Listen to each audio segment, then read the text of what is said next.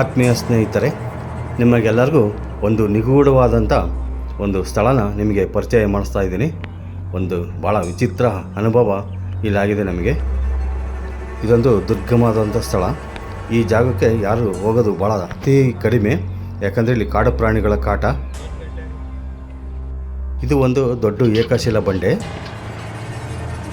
ಒಳಗೆ ಪ್ರವೇಶ ಮಾಡ್ತಿದ್ದಂಗೆ ಈ ಏಕಶಿಲಾ ಬಂಡೆಗೆ ಈ ಥರ ಮಣ್ಣಿನ ಗೋಡೆಯಲ್ಲಿ ಪೂರ್ತಿ ಪ್ಯಾಕ್ ಮಾಡ್ಕೊಂಡಿದ್ದಾರೆ. ಇದೆಲ್ಲ ಪೂರ್ತಿ ಶಿಥಿಲ ವ್ಯವಸ್ಥೆಯಲ್ಲಿ ಇದೆ.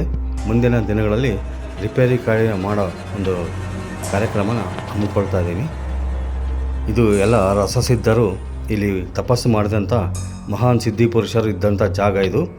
ಈಗಲೂ ಅನೇಕ ಚಮತ್ಕಾರಗಳು ನಡೀತಾನೆ ಇರ್ತವೆ ಇಲ್ಲಿ. ಅಂಥ ಅನುಭವಗಳು ನಮಗೆ ಸಾಕಷ್ಟು ಆಗಿದ್ದಾವೆ. ಅವರ ದೇಹ ಹೋಗಿರ್ಬೋದು, ಆದರೆ ಆತ್ಮ ಸಂಚಾರ ಮಾತ್ರ ಇಲ್ಲಿ ಸುತ್ತುತ್ತಾನೇ ಇರ್ತವೆ. ಅಂತಹ ಅನುಭವಗಳಂತೂ ನಮಗಿಲ್ಲಿ ಈ ಗುಹೆಯೊಳಗೆ ಸಾಕಷ್ಟು ಆಗಿದ್ದಾವೆ. ಇದರ ಸಂಪೂರ್ಣ ಮಾಹಿತಿ ಇನ್ನೊಂದು ವಿಡಿಯೋದಲ್ಲಿ ನಿಮಗೆ ನಾನು ಹೇಳ್ತೀನಿ. ಬಸವನ ಜಯಂತಿ ಹಬ್ಬದ ದಿವಸ ಮಾತ್ರ ಈ ಗುಹೆಯೊಳಗೆ ಒಂದು ವಿಚಿತ್ರವಾದಂಥ ಒಂದು ಘಟನೆ ನಡೆಯುತ್ತೆ. 6:30ಯಿಂದ 7:30ವರೆಗೂ ಅಭಿಷೇಕ ಶುರು ಮಾಡ್ತೀವಿ ನಾವು. ಯಾಕಂದರೆ 1 ಗಂಟೆ ಬೇಕು ಇಲ್ಲಿ ಅಭಿಷೇಕ ಆಗೋದಕ್ಕೆ. ಅಭಿಷೇಕ ಆಗಿ 5-10 ನಿಮಿಷಕ್ಕೆ ಒಂದು ವಿಚಿತ್ರವಾದಂಥ ಒಂದು ಕಿರಣ ಬರುತ್ತೆ. ಅದೇನಪ್ಪ ಅಂತಂದರೆ ಇಲ್ಲಿ ನೋಡಿ, ಸಣ್ಣ ಓಲಿಂದ ಸೂರ್ಯನ ಕಿರಣ ಸಂಪೂರ್ಣವಾಗಿ ಬಂದು ಆ ಶಿವಲಿಂಗದ ಕೆಳಗಿರುವ ನಂದಿಯನ್ನು ಸ್ಪರ್ಶ ಮಾಡುತ್ತೆ. ಇದು ನಮಗೆ ಭಾಳ ವಿಸ್ಮಯ ಅನಿಸುತ್ತೆ. ಯಾಕಂದರೆ ಅವತ್ತು ಬಸವನ ಜಯಂತಿ ದಿವಸ ಮಾತ್ರ ಈ ಕಿರಣ ಅಲ್ಲಿಗೆ ಬಂದು ಬೀಳೋದು. ತಿರ್ಗಾ ನಾಳೆ ನಾವು ಬಂದು ಇದೇ ಟೈಮಿಗೆ ಬಂದು ನಾವು ಇಲ್ಲಿ ಕೂತ್ಕೊಂಡ್ರೂ ಆ ಸೂರ್ಯನ ಕಿರಣ ಅಲ್ಲಿಗೆ ಬರೋಲ್ಲ. ಮರುದಿನ ಬಂದು ನಾವು ಇದೇ ಟೈಮಿಗೆ ನಾವು ಇಲ್ಲಿ ಕೂತ್ಕೊಂಡು ಪರೀಕ್ಷೆ ಮಾಡಿದ್ವಿ, ಆದರೆ ಆ ಕಿರಣ ನಮಗೆ ಬಂದಿಲ್ಲ. ಅದನ್ನು ಸರಿಸುಮಾರು ಎಷ್ಟೋ ವರ್ಷಗಳಿಂದಲೂ ನೋಡ್ಕೊತ ಬಂದಿದ್ವಿ. ಆದರೆ ಅವತ್ತು ಒಂದೇ ದಿವಸ ಮಾತ್ರ ಇಲ್ಲಿ ಆ ವಿಚಿತ್ರವಾದಂಥ ನಾವು ಕಿರಣ ನೋಡೋಕ್ಕೆ ಸಾಧ್ಯ. ತಾವಿಲ್ಲಿ ನೋಡ್ಬೋದು ಎಷ್ಟು ಚೆನ್ನಾಗಿ ಆ ನಂದಿ ಮೇಲೆ ಸ್ಪರ್ಶ ಆಗಿದೆ.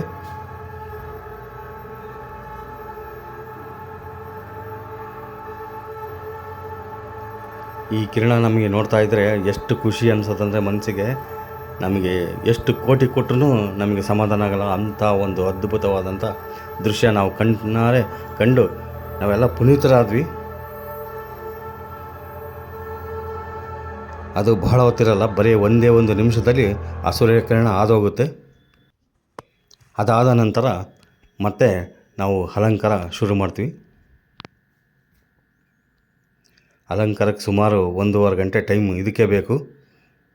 ಯಾಕಂದರೆ ನಾವು ಇಲ್ಲಿ ಬರ್ಬೇಕಾದ್ರೆ ಟೈಮ್ ನೋಡ್ಕೊಂಡು ಬರೋಲ್ಲ. ಎಷ್ಟೊತ್ತನಾಗಲಿ ಮಧ್ಯಾಹ್ನ 1 ಗಂಟೆ ಆಗುತ್ತೆ. ನಾವು ಇಲ್ಲಿ 6 ಗಂಟೆ ಬಂದರೆ 1 ಗಂಟೆ ಆಗುತ್ತೆ ನಾವು ಮನೆಗೆ ಹೋಗೋಷ್ಟೊತ್ತಿಗೆ. ಅಷ್ಟೊತ್ತಿನ ತನಕ ಯಾಕಂದರೆ ಈ ದೇವ್ರು ಬಿಟ್ಟು ಹೋಗಕ್ಕೆ ನಮಗೆ ಮನಸ್ಸಿರಲ್ಲ. ಆದರೂ ಹೋಗಲೇಬೇಕಾದ ಸಂದರ್ಭ ಬರುತ್ತೆ, ನಾವು ಹೋಗ್ಬೇಕಾಗತ್ತೆ. ಯಾಕಂದರೆ ಇಲ್ಲಿ ಬಿಟ್ಟು ಹೋಗೋಕ್ಕೆ ನಮಗೆ ಮನಸ್ಸೇ ಬರೋಲ್ಲ. ಅಂಥ ಒಂದು ಪ್ರಶಾಂತವಾದಂಥ ಜಾಗ. ಯಾಕಂದರೆ ಅಲಂಕಾರ ನೋಡ್ಕೊತ ಕೂತ್ಕೊಂಡ್ಬಿಟ್ರೆ ನಮಗೆ ಟೈಮ್ ಹೋಗೋದೇ ಗೊತ್ತಾಗಲ್ಲ. ಯಾಕಂದರೆ ನಾವು ಅರಣ್ಯ ಇಲಾಖೆಯಲ್ಲಿ ಕಾಡುಗಳಲ್ಲಿ ಕೆಲಸ ಮಾಡ್ತಿರೋದು. ಎಷ್ಟೋ ಕಾಡು ಪ್ರಾಣಿಗಳು ಇದ್ರಾದ್ರೂ ನಮ್ಗೆ ಯಾವುದೇ ಥರ ಒಂದು ಅನಾಹುತ ಆಗಿಲ್ಲ. ಯಾಕಂದರೆ ಅದಕ್ಕೆಲ್ಲ ಮೂಲ ಕಾರಣ ಈ ಗುಹೆಯಲ್ಲಿರುವ ಈರಣ್ಣ. ಯಾಕಂದರೆ ನಮ್ಮ 25 ವರ್ಷದಿಂದ ನಾವು ಇಲ್ಲಿ ಪೂಜೆ ಮಾಡ್ತಾಯಿದ್ವಿ. ಆ ಸಿದ್ಧರ ಆಶೀರ್ವಾದ ಕೂಡ ನಮ್ಮ ಮೇಲಿದೆ. ಹಾಗಾಗಿ ನಮಗೆ ಎಲ್ಲೇ ಒಂದು ಅನಾಹುತ ಇಲ್ಲ. ನಮ್ಮ ಕೆಲಸ ಕಾರ್ಯಗಳು ಸುಗಮವಾಗಿ ನಡೀತಾನೇ ಬರ್ತಾಯಿದ್ದಾವೆ. ಇದು ಕಾಕತಾಳೀಯ ಅಲ್ಲ, ಬಲವಾದ ನಂಬಿಕೆ ಈ ದೇವರ ಮೇಲೆ ನಮಗಿದೆ.